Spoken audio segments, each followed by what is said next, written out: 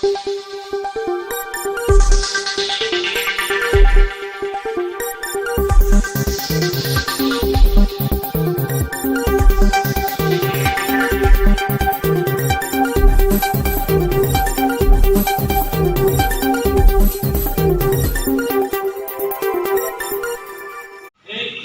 के बारे में हमने बात की उसी तरह, ताकि हम उस चीज को आपके सामने रखा तो उस चीज में कोई भाग नहीं। ये पूरे हरियाणा स्टेट के अंदर हमने ये स्कीम लागू की हुई है और इसमें विशेष रूप से पहला जो डिस्ट्रिक्ट मैंने कवर किया है वो अपना बैंक है। तो इस चीज का ध्यान देते हुए आपका ये पेरेंटल बैंक है, आपने तो विशेष रूप से इस पर ध्यान देना चाहिए ताकि बैंक का भला हो और आपके इलाके के लोगों का, आपके ऋणी जो लोग हैं कर्जा लिया हुआ है उनको भी बेनिफिट हो। तो इसके बारे में अब आपके सामने रखे जाएंगे ना उन टारगेटों पर अमल करना। थोड़ा मैं ये साथी आए हुए हैं अपने, और इस स्कीम का ज्यादा से ज्यादा प्रचार करना है।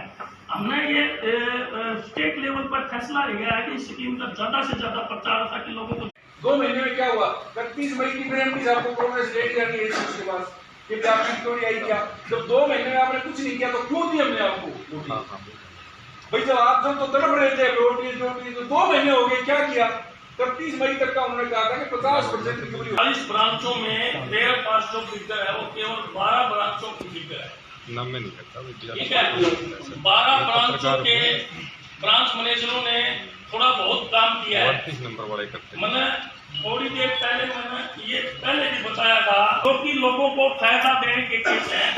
इसमें लोगों का भी फायदा है, बैंक का इसलिए फायदा है कि एनपीए बनने के बाद वो एक किस्म से पैसा दिन प्रतिदिन 21 करोड़ 50 लाख 78 हजार जो प्रिंसिपल था और 19 करोड़ 53 लाख 92 हजार जो इंटरेस्ट था, उसका आप अभी तक केवल नाम मात्र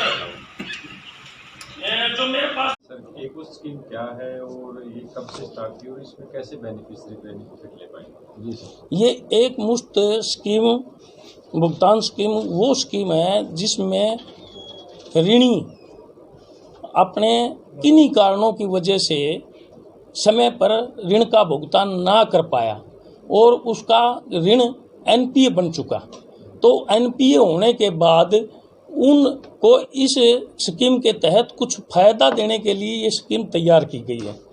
इस स्कीम के अंदर 31 मार्च 2021 को जो व्यक्ति एनपीए है उस व्यक्ति का 1 करोड़ तक का जो लोन है उसको इस स्कीम के अंदर कवर किया जाता है। और मुख्य रूप से मैं एक बात बताना चाहता हूँ, इसके अंदर पैक्स यानी कि हमारी जो सोसाइटियाँ हैं और पीसीसीएस ये और सरकारी कर्मचारी, निगम, बोर्ड, कारपोरेशन, गवर्नमेंट के गारंटी के लोन वो इसके अंदर इंक्लूड नहीं है। ये इंडिविजुअल जिन व्यक्तियों ने व्यक्तिगत ले रखे हैं ऋण उसको इस स्कीम के अंदर डाला गया है। और इसमें मुख्य रूप से जैसा कि आपने पूछा मेरे से, हूँ कि ये मुख्य रूप से हम कई बार इन स्कीमों में व्यक्ति की कई समस्याएं आ जाती हैं, शिकायतें होती हैं, तो उन शिकायतों को निपटाने के लिए हमने यहाँ एक रिड्रेसल कमेटी बनाई हुई है। रिड्रेसल कमेटी के अंदर संबंधित डीआर, डिप्टी रजिस्ट्रार, हमारे डिस्ट्रिक्ट के जीएम और उसी एरिया के डीओ, 3 व्यक्तियों को इसमें रिड्रेसल कमेटी के अंदर डाला गया है। जिस व्यक्ति को इस स्कीम से बेनिफिट से जो वंचित रह जाता है या किन्हीं कारणों से, ऑफिशियल कारणों से कोई ऐसी दिक्कत आती है तो वो इस कमेटी के सामने अपना शिकायत कर सकता है। और उस शिकायत को कमेटी ने को भी पाबंदित किया हुआ है कि 1 महीने के अंदर अंदर उसको सेटल करना पड़ेगा। और अगर ये स्कीम खत्म होने के बाद 30/11 के बाद अगर किसी का शिकायत रह जाती है तो 15 दिन तक उस शिकायत को रजिस्टर्ड करवा सकता है, लेकिन 15 दिन बीतने के बाद उस शिकायत पर कोई विचार नहीं किया जाएगा। इसमें मैं अंत में यही कहना चाहता हूं कि इस स्कीम का जो व्यक्ति किन्हीं परिस्थितियों की वजह से अपना लोन नहीं दे पाए इस स्कीम का उन्होंने फ़ायदा उठाना चाहिए और इस स्कीम के तहत उस ऋणी को भी फायदा है और बैंक को भी फायदा। बैंक को सिर्फ यही फायदा है कि पैसा फिर दोबारा से चलन में आ सके। वो शायद नोटिस में नहीं होगा, अब ये फ़ोन से भी जुड़े हुए हैं, गूगल से भी जुड़े हुए हैं, ATM भी हैं, RTGS भी हैं, सब चीज़ें ये कर रहे हैं। तो जहाँ तक फ़ोन की बात है, फ़ोन से भी हम पैसा आज के दिन बैंक से ट्रांसफ़र होता है। जैसे गूगल पे आपका बैंक है ना, वो शो नहीं करता। अगर आप जोड़ना चाहें तो बैंक अगर उस साइट में कुछ कमी है तो वो इधर से देखी जाएगी डिस्ट्रिक्ट लेवल पर, क्योंकि हर को बैंक का तो होता रहा है। और जहाँ तक लोन की बात है, मैं तो कई बार कहता हूँ कि यो बैंक सबसे बड़ा बैंक है। उसका कारण बताता हूँ मैं। जब भी हरियाणा सरकार के किसी भी डिपार्टमेंट ने पैसे की जरूरत पड़ती है तो उसमें हारको बैंक सबसे पहले बढ़ चढ़ करके भाग लेता है। हमारे पूरे हरियाणा के अंदर 10 शुगर मिल चल रहे हैं और 13 मिल जो कोऑपरेटिव के हैं।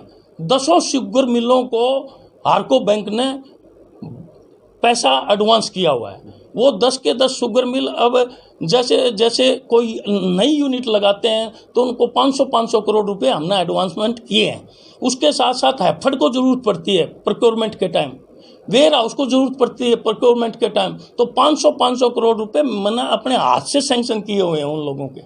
और उसके साथ साथ हाउसिंग बोर्ड को जो किसान गरीबों को भी औरों को भी जो मकान दे रही है उनको भी हमने 100 करोड़ रुपया उनको भी एडवांसमेंट किया। पूरी है जानकारी ब्रांचों द्वारा भेज दी गई है।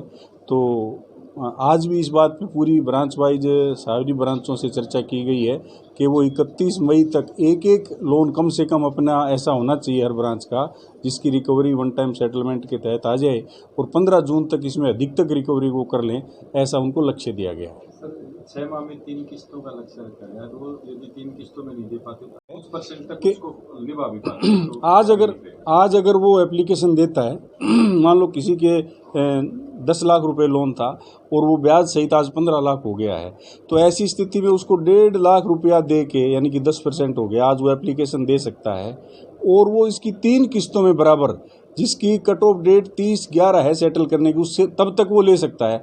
उसके बाद में 3 किस्तों में यानी कि 3 बराबर किस्तों में वो दे सकता है ये लोन। और उसके बाद में अगर वो ये अपना जो आज एग्रीमेंट जो हुआ है उसको तोड़ देगा, मान लो एक किस्त देने के बाद दूसरी बराबर नहीं दी उसने किस्त, तो ये एग्रीमेंट टूट जाएगा और वो नॉर्मल केस माना जाएगा, उसको बेनिफिट नहीं मिलेगा। लेकिन 30 नवंबर के बाद किसी की एप्लीकेशन ली भी नहीं जाएगी और कोई बेनिफिट उसको नहीं मिलने वाला। ये एक बहुत बड़ा बेनिफिट मैं समझ रहा हूँ कि ऐसे ऋणियों को जा रहा है। तो फ़ोन पे हमारा बैंक काम नहीं कर रहा है, शो नहीं करता है, मैं आपको स्पष्ट कर देना चाहता हूँ।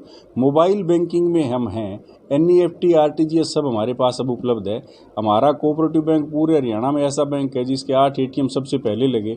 आज भी किसी भी डिस्ट्रिक्ट सेंट्रल कोऑपरेटिव बैंक के पास 1 या 2 ATM है।